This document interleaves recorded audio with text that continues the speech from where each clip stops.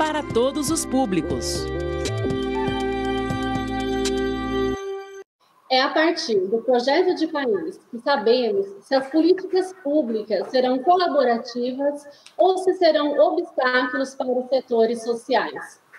Em se tratando da suspensão do calendário acadêmico devido à pandemia, compreender os fundamentos das políticas educacionais tem se tornado emergente. Esse é o nosso tema de hoje.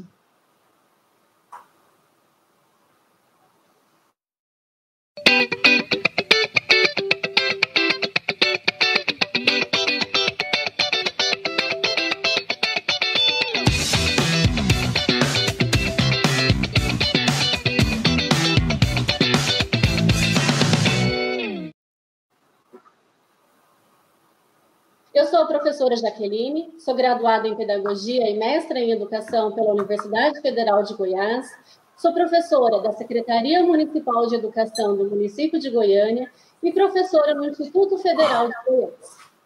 Bom, antes da gente iniciar o nosso diálogo, nós vamos conhecer um pouco mais sobre o projeto que resultou nesse programa.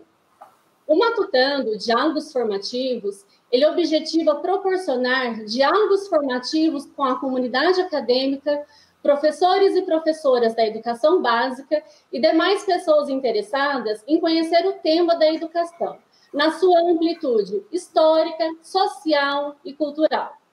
Para isso, nós preparamos uma série de entrevistas com especialistas estudiosos, professores, pesquisadores da área educacional. Este programa ele é produzido pelo Instituto Federal de Goiás com o apoio da TV UFG.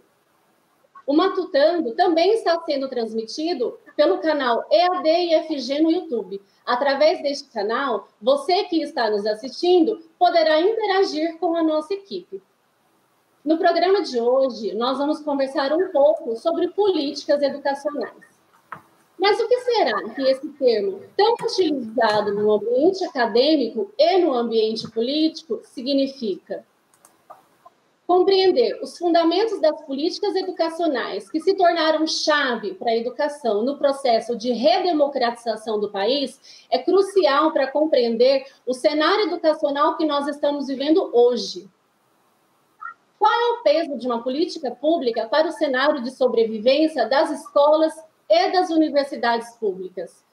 Como as estruturas das escolas e das universidades caminham quando uma política não é colaborativa? Para nos ajudar a compreender esse tema, nós convidamos o professor Vitor Henrique Paro para o nosso diálogo de hoje. O professor Vitor Paro é doutor em Educação, com livre docência em Educação pela USP. É professor titular da Universidade de São Paulo, onde leciona nas áreas de políticas educacionais e administração de unidades educativas. Pesquisa e coordena o Grupo de Estudos e Pesquisa em Administração Escolar, o GEPAI. É autor de 18 livros, como, por exemplo, Educação como Exercício de Poder, Administração Escolar e Por Dentro da Escola Pública. Professor, muito obrigada pela sua presença virtual aqui conosco, por ceder um espaço para o nosso diálogo. Eu que agradeço, boa noite a todos, a você e aos seus telespectadores. Bom, para a gente iniciar o nosso primeiro bloco de perguntas, eu gostaria de localizar o nosso diálogo perguntando para o senhor o que é política.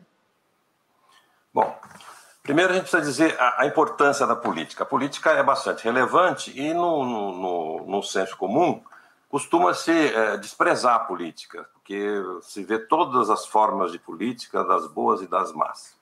Inclusive a gente vê muitas pessoas dizendo que não gosta de política ou que não é político. Na verdade, política, num sentido mais abstrato, mais amplo e mais sintético da palavra, é o exercício do poder. Mas veja, não é qualquer poder, nós estamos falando de poder social. Poder social, por quê? O homem, ele se produz no plural. O homem não se produz sozinho. O homem é o único ser que se pronuncia diante do real, criando valores, estabelecendo objetivos e agindo para alcançar esses objetivos. Essa ação orientada por objetivo se chama trabalho. Então, o homem se produz pelo trabalho.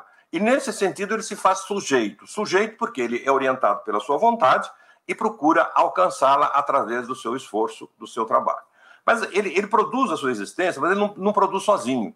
Nós não conseguimos produzir a nossa existência. Desde das civilizações mais antigas, sempre nós temos que um caça, outro pesca, outro cuida das crianças, outro faz vasos, e todos têm acesso ao trabalho de todos. Isso se chama divisão social do trabalho. A divisão social do trabalho é importantíssima e deveria ser uma coisa que fizesse parte do currículo escolar desde da educação infantil, para as pessoas saberem que elas dependem da humanidade inteira. Essa é importante. Eu dependo do mundo inteiro. Eu sou um ser social. Eu não consigo viver sozinho. E eu tenho que me relacionar com o outro. Pronto, eu sou um ser social. Então, aí que aparece a necessidade da política. Por quê? Social, a abelha também é, a formiga. Acontece que a abelha é social naturalmente. Ela já nasce social, é programada para ser social. E ela é um objeto. O homem não, o homem é sujeito, é um ser de vontade, um ser que se afirma. Então, quando você fala que há relação entre os seres humanos, você fala numa relação em que existe um que é sujeito e outro que é sujeito também. Então, veja, a política é exatamente essa relação entre sujeitos, ou melhor, essa convivência entre sujeitos, que tem objetivos, inclusive, às vezes, antagônicos. O interessante desse conceito de política geral, convivência entre sujeitos, é saber que não existe apenas uma forma de fazer... Veja, poder, quando eu falo poder social, é a capacidade que nós temos de fazer com que o outro haja de acordo com a nossa vontade. Mas isso não precisa ser feito sempre autoritariamente. Numa sociedade autoritária, a gente pensa sempre no poder contra o outro ou sobre o outro. Não, esse é o poder autoritário. É política no sentido autoritário. Então, existem duas formas de política. A política no sentido autoritário, de dominação. Eu me relaciono, convivo com outro sujeito dominando-o, mas existe também o diálogo. Eu me relaciono com o outro, conversando com o outro, dialogando, eu falo dos meus objetivos, ele fala dos seus objetivos, e nós conseguimos juntos produzir a liberdade, a verdadeira liberdade, tá? Que é a liberdade que se dá na relação com o outro. Isso se chama democracia.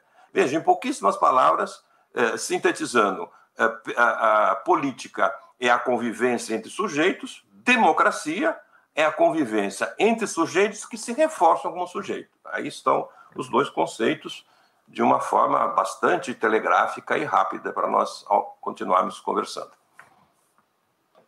Tá certo, professor, muito bacana essa sua colocação. Eu sei que o tempo é curto, né, e que nós poderíamos dialogar sobre o que é política muito mais tempo. Bom, eu acho que é importante a gente pensar no termo política, como o senhor colocou, de acordo, por exemplo, compreender a política não somente como uma luta política, mas como uma prática democrática.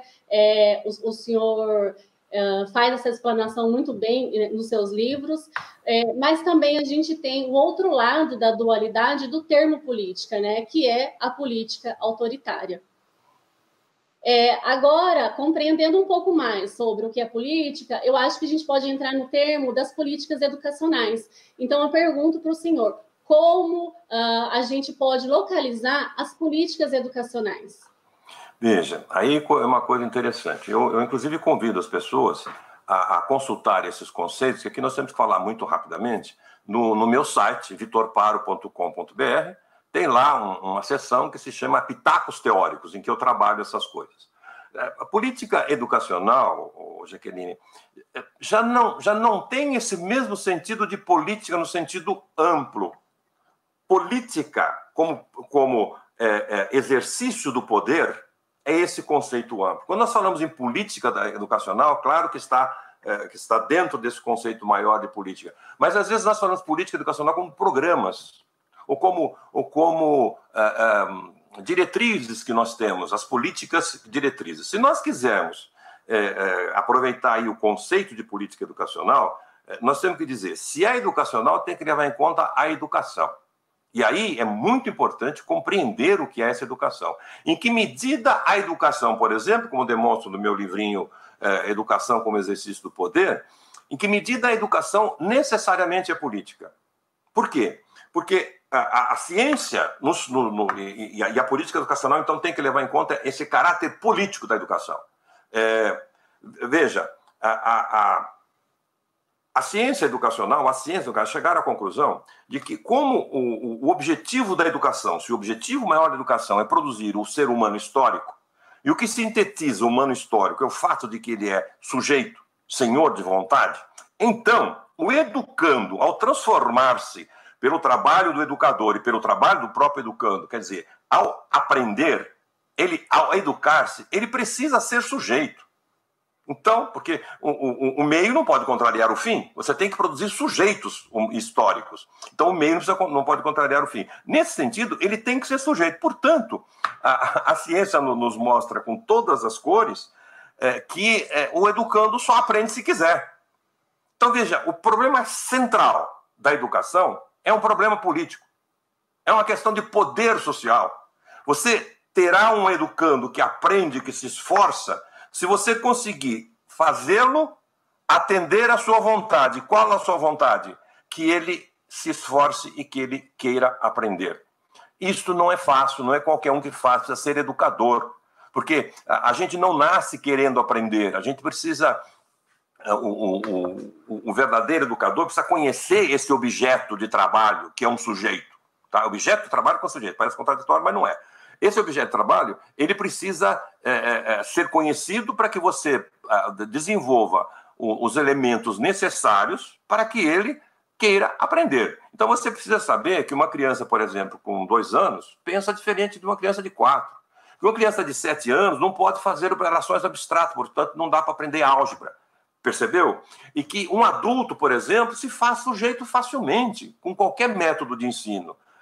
A criança não. A criança você precisa conhecer pedagogia, por isso não adianta você dar educação na mão de empresários, levando em conta simplesmente a razão mercantil, e dando nas mãos daquilo que eu chamo de amadorismo pedagógico, que pensa que educar é simplesmente passar conteúdo.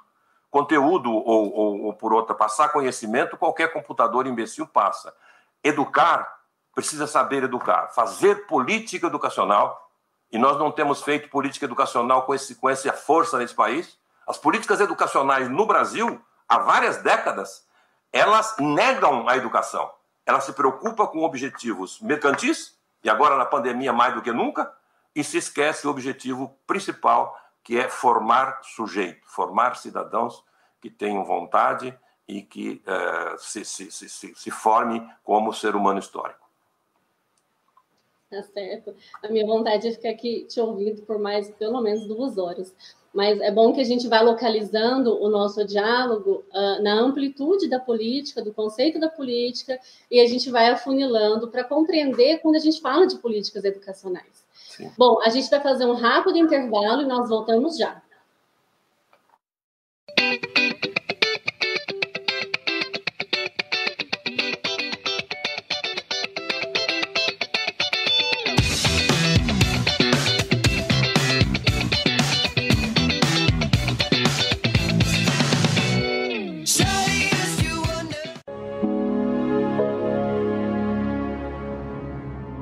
Com solidariedade e senso coletivo, podemos colaborar com as pessoas em situação de vulnerabilidade no enfrentamento ao coronavírus. A ação UFG Solidária, Juntos Doando para Quem Precisa, irá adquirir itens de cesta básica, higiene pessoal e produtos de limpeza para que essa população também possa se proteger do vírus.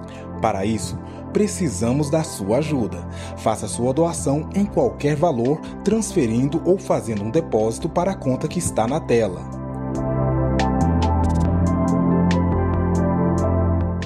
Você pode acompanhar as informações e o destino das doações diretamente nas redes sociais da UFG, da TV UFG, na Rádio Universitária e também em nossos sites. Essa campanha é uma promoção da UFG com apoio da Fundação RTVE e da TV UFG. Por que ficar em casa? Pelas experiências dos outros países, os cientistas puderam perceber que o isolamento social faz a transmissão do vírus ser mais lenta, de forma que o sistema de saúde consiga atender a todos os casos graves. Caso a maioria da população contraia o Covid-19 em um curto período de tempo, os médicos terão que escolher quem vai ter acesso à unidade de terapia intensiva, UTI, e quem, mesmo precisando de cuidados, vai ter que ir para casa. Isso devido à capacidade do sistema. Assim, a taxa de mortalidade pelo vírus será mais alta. Estamos no início da transmissão. Ficar em casa agora é o que salvará muitas vidas. Faça a sua parte. Caso precise sair, evite aglomerações, procure ambientes abertos e arejados, lave sempre as mãos e não as leve ao rosto. Vamos juntos enfrentar esse vírus.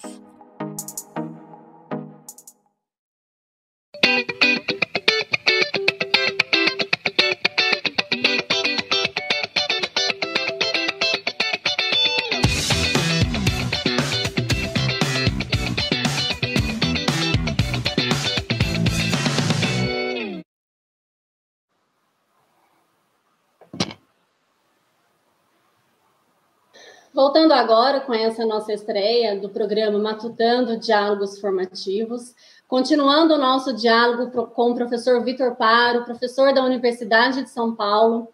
Professor, agora eu vou te lançar uma terceira pergunta e começo falando desse momento que nós estamos passando da pandemia.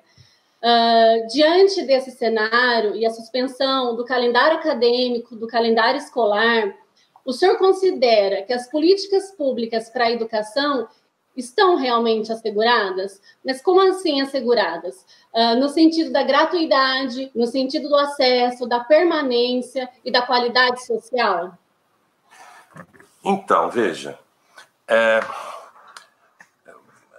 se você pensar do modo geral, claro, existe formas de enfrentar a questão aí, tantas quantas são as cidades e os estados do Brasil, entendeu? Cada um age de um jeito.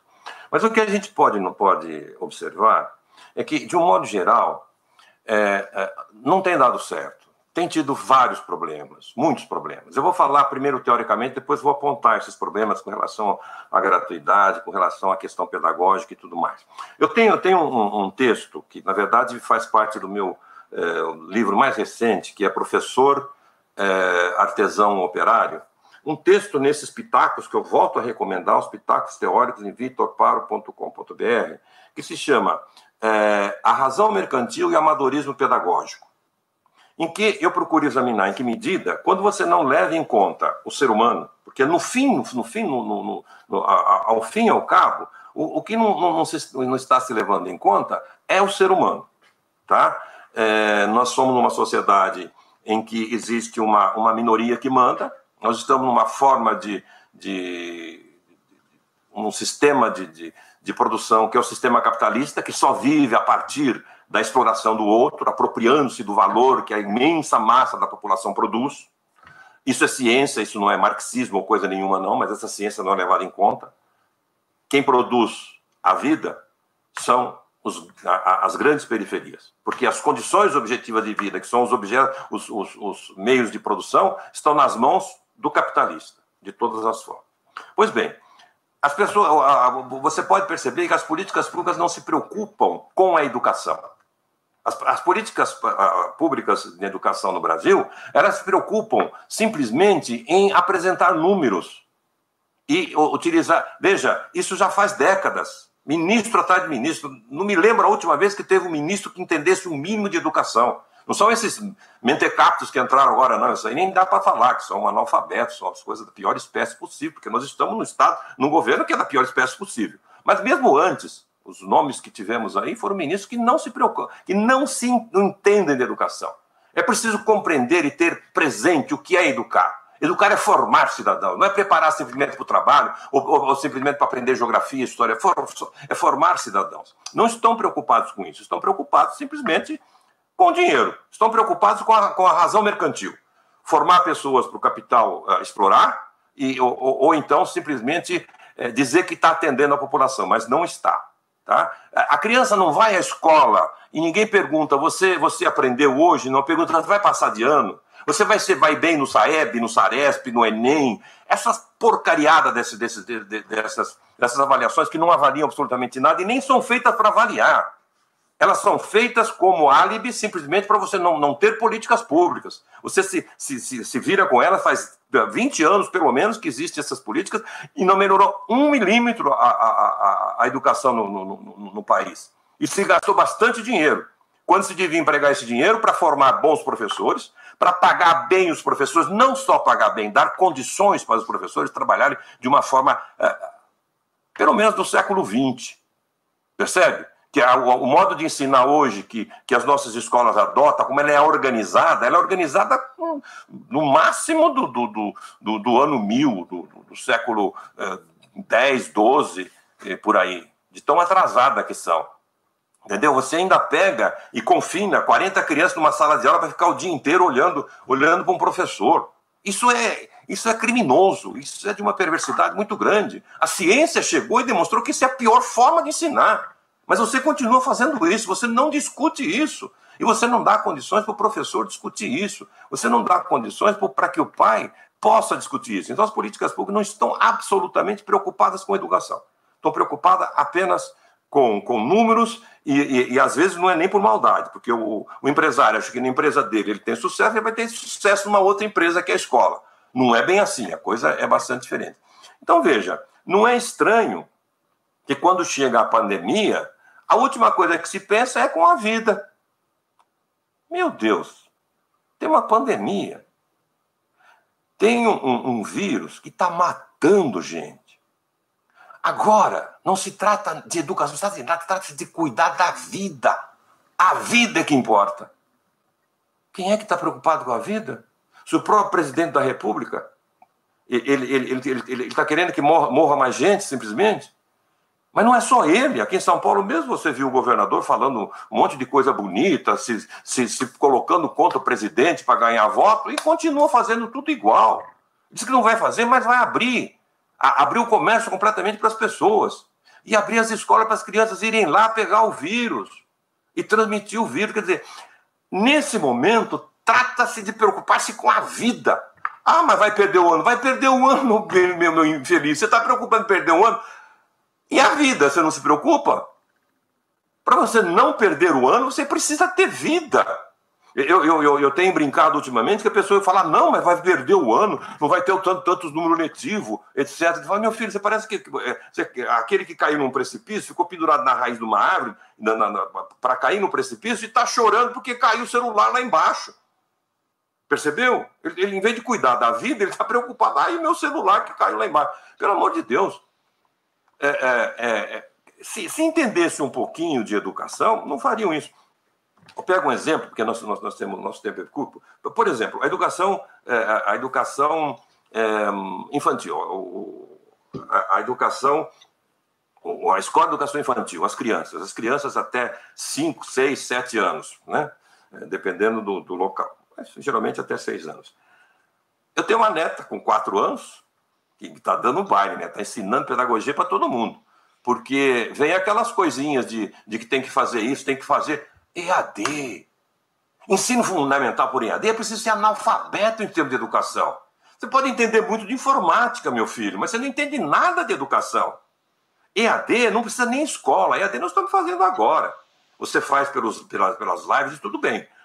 A criança, pelo menos até o fim do ensino fundamental, ela precisa do contato humano, ela precisa de comportamentos, valores, ela precisa do afeto, ela precisa do afago, ela precisa ser reforçada e não ficar diante do maldito de um computador. Ah, agora, meu Deus, o que vai fazer? Perder o ano? Como perder o ano?